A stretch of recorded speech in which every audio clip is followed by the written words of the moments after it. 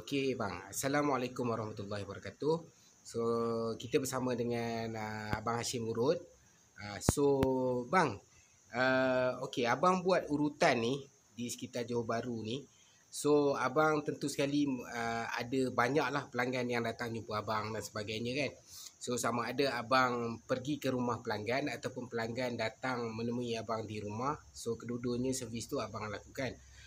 Cuma apa yang saya nak tanya dengan abang ni, bagaimana kita tahu abang punya servis tu terbahagi kepada tiga lah. Maksud dia kiropraktik, bekam dan juga urutan, dan juga abang juga ada buat reneman kaki. So bukan tiga lah, lebih daripada tiga lah. So bagaimana abang menggayakan ataupun mengenakan cara-cara tersebut tu kepada pelanggan-pelanggan ataupun pesakit-pesakit yang datang menemui abang untuk urutan dan sebagainya. Boleh jelaskan sikit bang? Okey, baik. Waalaikumsalam warahmatullahi wabarakatuh. Pak Su, okey. Dia sebenarnya begini. Saya ingin memperjelaskan. Ada yang sebagian daripada pelanggan saya, dia agak keliru dengan apa yang kadang saya jelaskan dalam setiap kali saya berwasap dengan pelanggan. Dia begini. Saya sebenarnya menggabungkan tiga kaedah urutan, tiga kaedah servis yang saya persembahkan kepada pelanggan dalam satu masa. Saya mulakan kaedah urutan saya ni, perkhidmatan urutan saya ni. Saya akan mulakan dengan cara memperbetulkan sendi, iaitu ataupun dipanggil chiropractic. Kenapa saya buat begitu? Kerana segala masalah yang yang dihadapi oleh setiap pelanggan itu, sama ada sakit di bahagian tengkuk, sakit di bahagian bahu, sakit di bahagian pinggang ataupun kaki, dia sebenarnya berpunca daripada bahu dan kepala ataupun leher. Iaitu dipanggil frozen shoulder, ataupun dalam bahasa yang mudah dipahami dipanggil iaitu keradangan otot. Bagaimanakah benda ini berlaku pada diri seseorang? Benda ini berlaku apabila seseorang itu melakukan sesuatu kerja yang agak ekstrim, dengan terutama pada bahagian tangan. Bila pada bahagian tangan tu kita melakukan satu pergerakan yang agak ekstrim, dia akan menyebabkan pada bahagian bahu kita ni, kalau kita lihat pada gambar rajah tulang, sebab tu bila saya beri penjelasan, saya akan bersertakan dengan gambar. Saya akan WhatsApp pada pelanggan saya tu gambar keadaan bagaimana gambaran keadaan masalah yang dihadapi. Di mana saya akan sertakan dengan gambar. Di situ menunjukkan bahagian bahu yang sakit tu seolah-olah dia terlepas daripada kedudukan bahu kita yang sebenarnya. Keluar daripada tempat asal dia lah. Keluar daripada tempat asalnya. Jadi rawatan yang biasanya setengah pelanggan ni, bila dia mengalami masalah ni, dia sebenarnya fokus, ini bahu aku ni dah bermasalah, jadi aku perlu dapatkan urutan. Jadi kepahaman setiap pelanggan tu biasanya dengan kaedah rawatan urutan tu boleh menyelesaikan masalahnya. Di sini saya nak fahamkan, bukan saya nak mengatakan urutan itu tidak bagus. Jadi urutan itu boleh, tetapi biasanya setiap pelanggan ada mengalami pengalaman yang sebegini. Dia pergi berurut dengan harapan sakit yang dialami itu, masalah yang dapat itu selesai.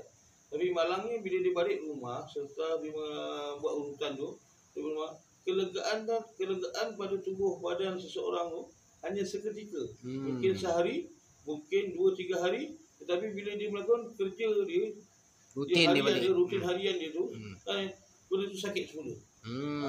Ini adalah sebabkan saya tak nafikan setiap pengamat urutan ni dia faham bila kita mengatakan kita ada saraf tersepit ataupun ketegangan otot, dia faham. Tapi kefahaman setengah-setengah, sebahagian daripada pengamat urutan ni dia berfikiran dengan cara urutan tu akan menyelesaikan masalah.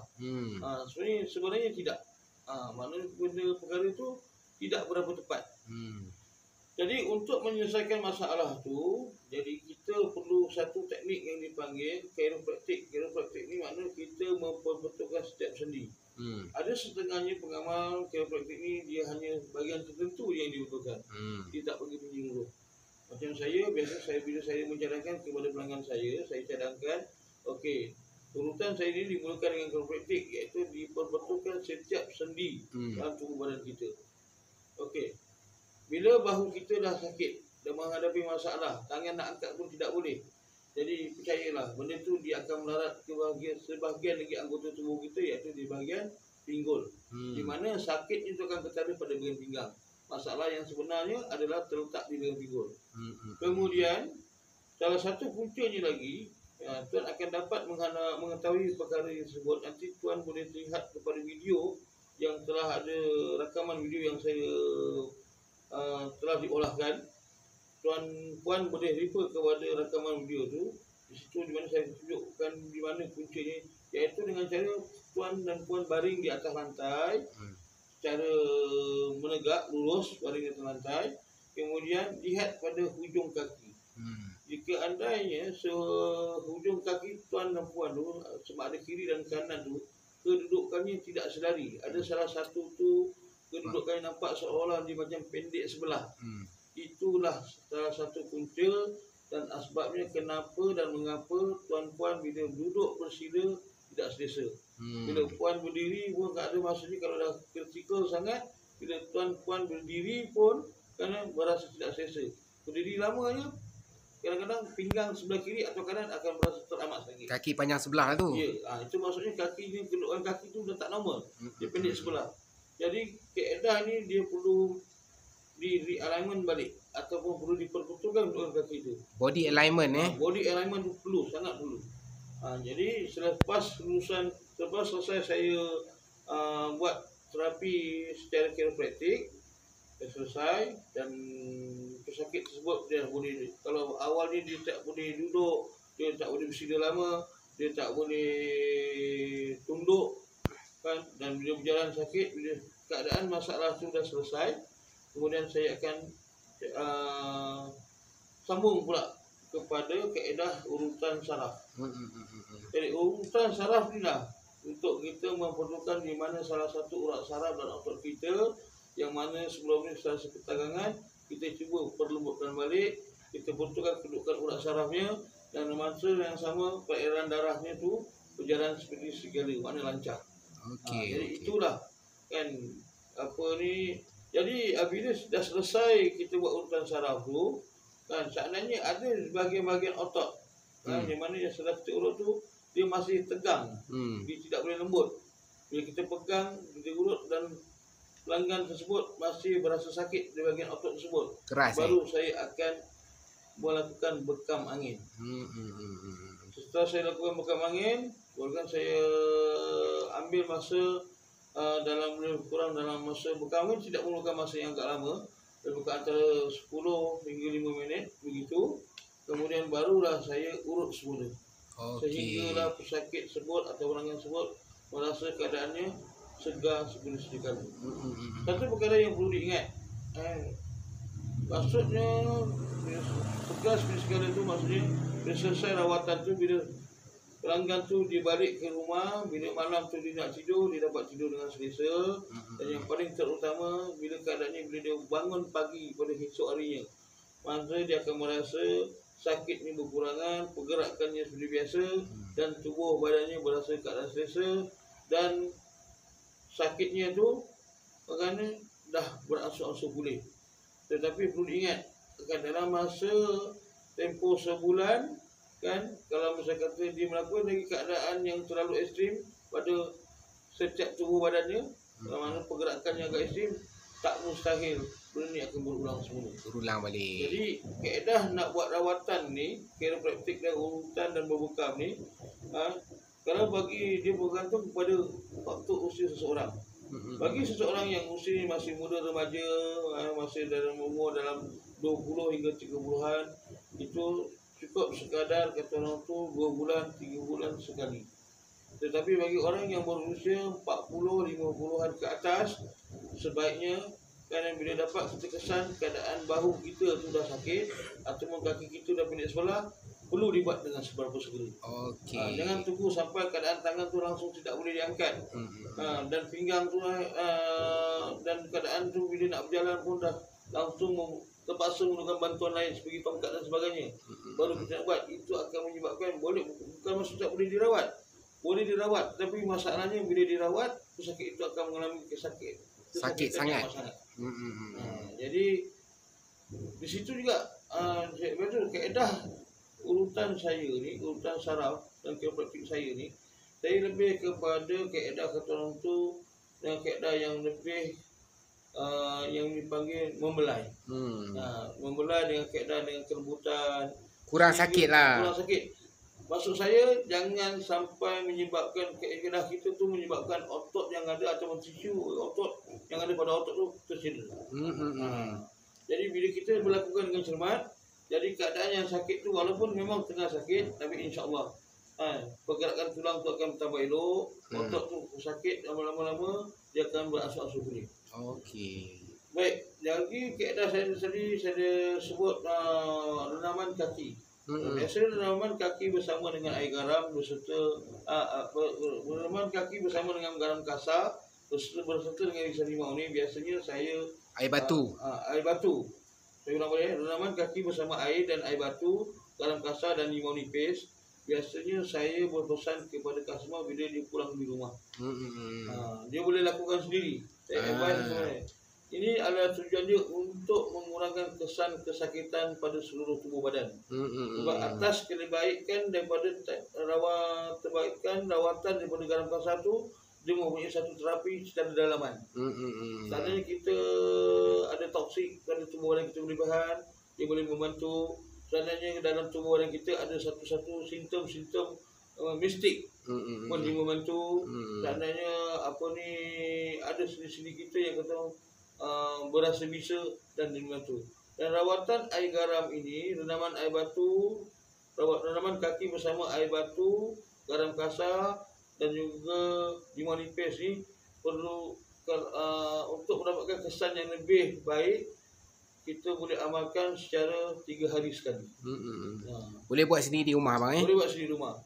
Tetapi okey, air batu ni dia bergantung juga kepada faktor usia. Bagi seseorang yang berwarga emas berumur 50-an ke atas ataupun 60-an ke atas, dia adalah tidak bersesuaian dengan menggunakan air batu.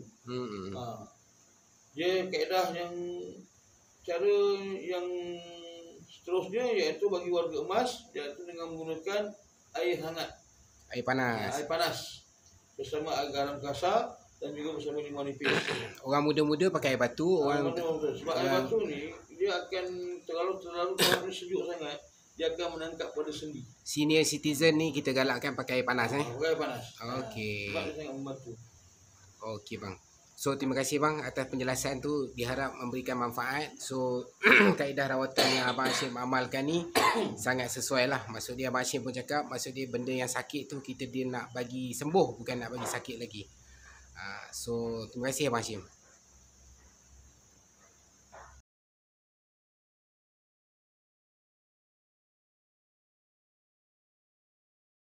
So hari ni Pak Su datang ke tempat Abang Hashim Urut di alamat 47 Jalan Bakti 37 Taman Mutiara Rini.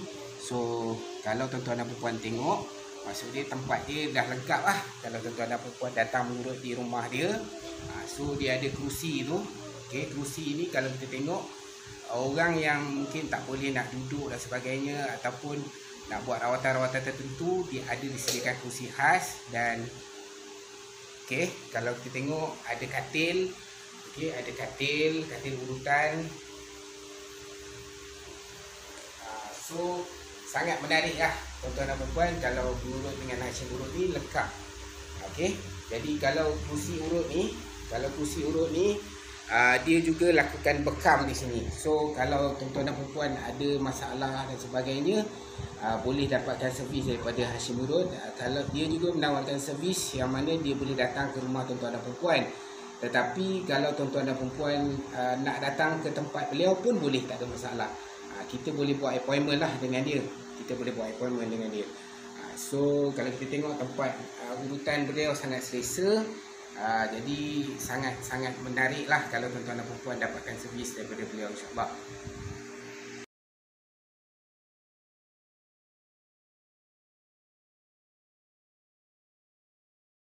Assalamualaikum warahmatullahi wabarakatuh. Saya Hashim Murad. Di sini saya nak menjelaskan pada tuan-tuan dan puan berkenaan dengan bekam. Ya, bekam ni ada dua kaedah, iaitu satu bekam darah dan satu bekam angin.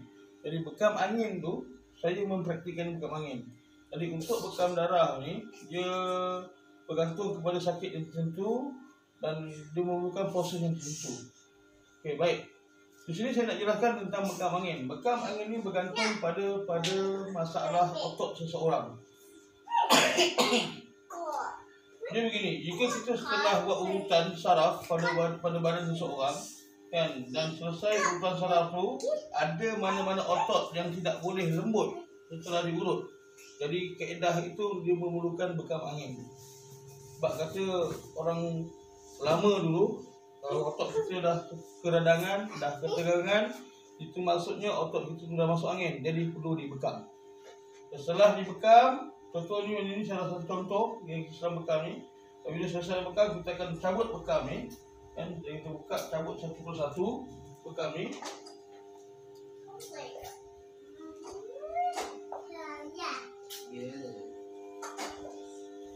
Kemudian kita akan urut.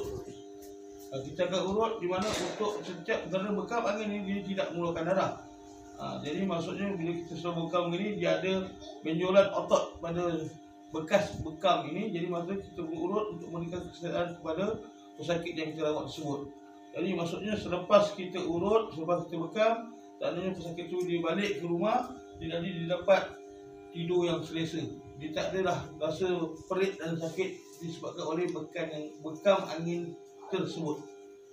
Okey, so kita faham lah. Maksud dia, bang, kalau kata bekam ni, kalau kata sekarang ni tengok dekat belakang kan, tapi kalau kata kes patient tu memerlukan kat tempat lain, abang akan buat benda yang sama juga. Benda yang sama juga. Kalau otot dia tak boleh lembut lah.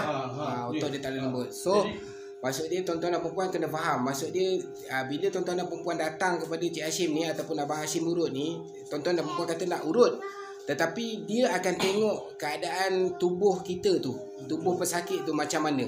Adakah dia kadang-kala kita urut, kalau kita terus urut, mungkin masalah yang tuan-tuan dan perempuan hadapi tu tak selesai. Disebabkan mungkin otot tu terlalu keras dan sebagainya. So Abang Hashim akan ikut kesesuaian yang perlu untuk dia betulkan kita punya masalah. Okey, so sekarang ni Abang Hashim dah explain pasal bekam. Lepas ni kita cuba antara servis Abang Hashim lagi adalah chiropraktik. So lepas ni insyaAllah kita akan tengok chiropraktik pula.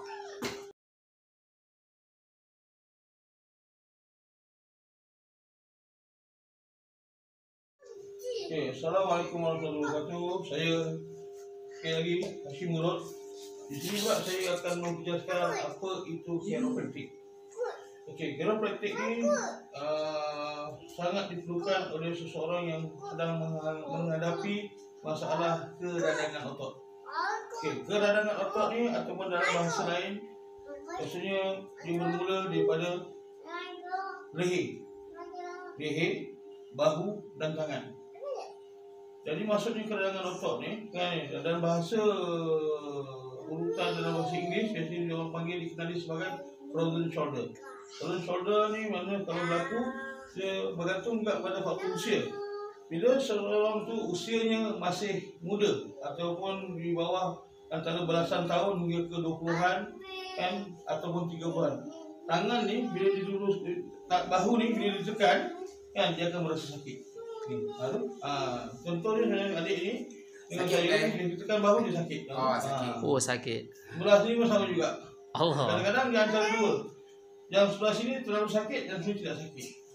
Yang kedua, untuk kita kesan apa itu frozen shoulder ataupun keradangan otot di bahagian bahu ni, bila kita pegang kepala ni, kita tarik ke belakang begini kan, dia sakit. Tapi saya ulang balik, sebagaimana yang dikatakan bergantung kepada manusia. Bila usia adik yang muda ni, walaupun bahu ditekan dia sakit, bila kita tarik begini, dia masih boleh menunggak secara normal. Tapi bila orang yang berusia 50-an ke atas ataupun dipanggil warga emas, ada ketikanya bila ditarik begini, lehernya tak boleh tarik ke belakang, sakit kan. Kemudian bila duduk tegak begini, lehernya bila ditoleh begini, dagu ni dia tak boleh rapat ke bahu. Macam ni. Lagi sekali, macam ni adik ni masih muda lagi, walaupun sakit bahunya, dia masih bergerakkan dia punya dagu ni ke bahu. Dapat. Ataupun kata lain, masih tak seberapa serius masalah yang dihadapi oleh adik ni. Okey, sebelah sini pun sama juga.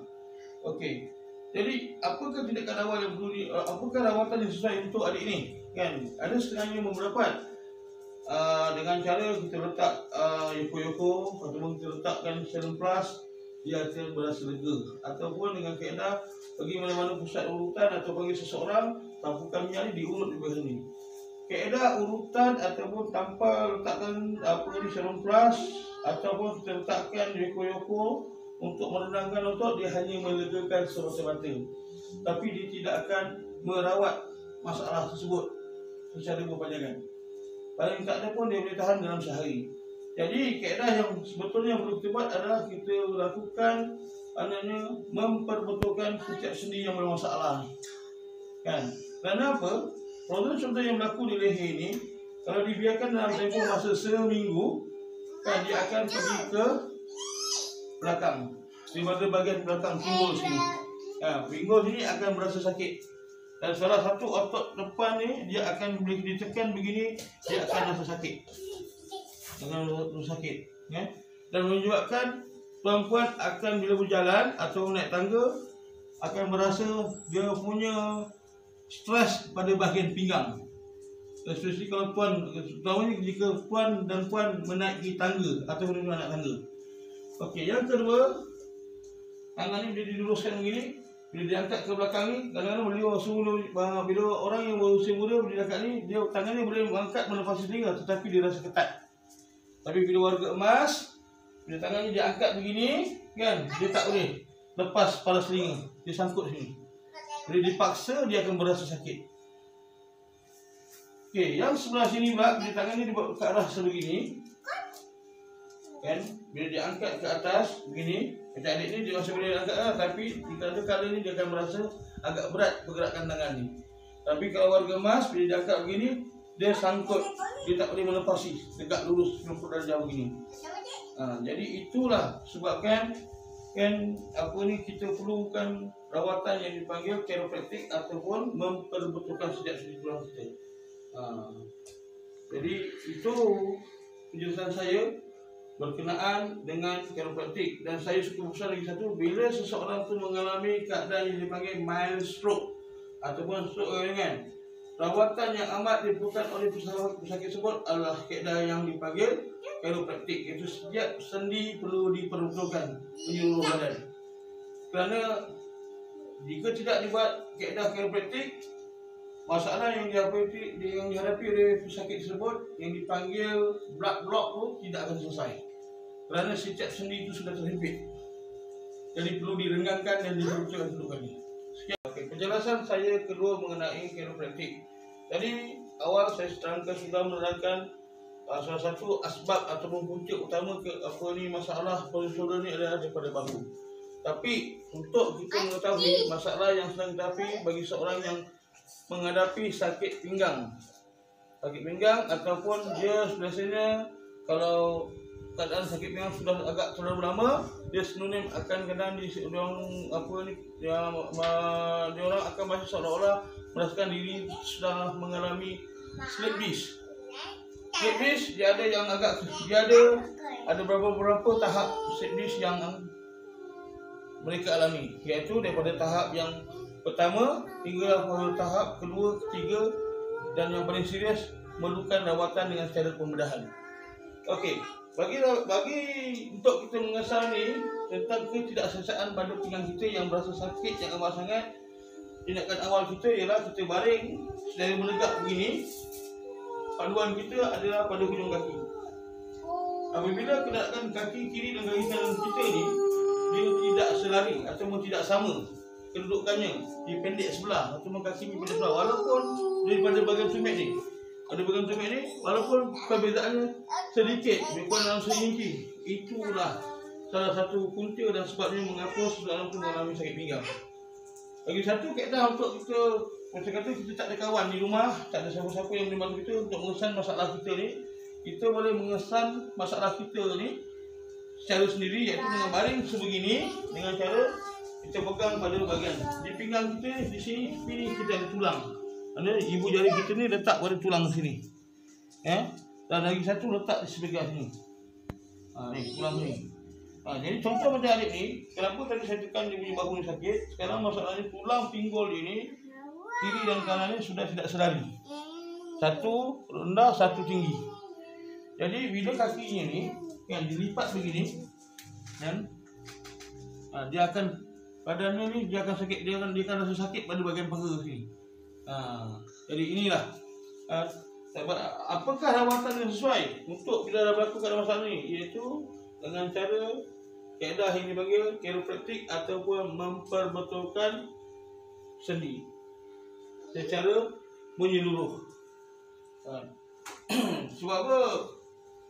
Okey, cuba ni nak pula. Ya. Okey, seterusnya. Sebagaimana yang saya ceritakan tadi, sakit tulang belakang ataupun sakit pinggang. Yang seterusnya biasanya bila orang yang dah merasakan pinggang ni terlalu sakit, dia akan merasakan seolah-olah dia mengalami sedis. Dan punculnya pinggang biasanya sakitnya di sini. Tapi masalah ketara yang biasa untuk rawatan yang perlu diperbaiki adalah di bahagian pinggul ini. Yang saya tekan ni bahagian pinggul ni. Kerana kalau tekan ini, kalau berasa amat sakit, tengok macam adik ni bila saya tekan sini, kaki dia tak akan terangkat, maknanya dia sakit. Makna dia punya bahagian pinggul ni perlu diperbetulkan. Dan kaedah yang kedua ni daripada otot tulang belakang ni, tulang belakang kita sini ni ada tulang belakang ni perlu diperbetulkan dengan kaedah dengan cara kita menekan ni. Dan seterusnya selepas tu barulah kita bila dah kita buat menyeluruh begini barulah selesai masalah. Dan lepas tu barulah kita nak sambung dengan urutan. Baru kita sambung dengan urutan.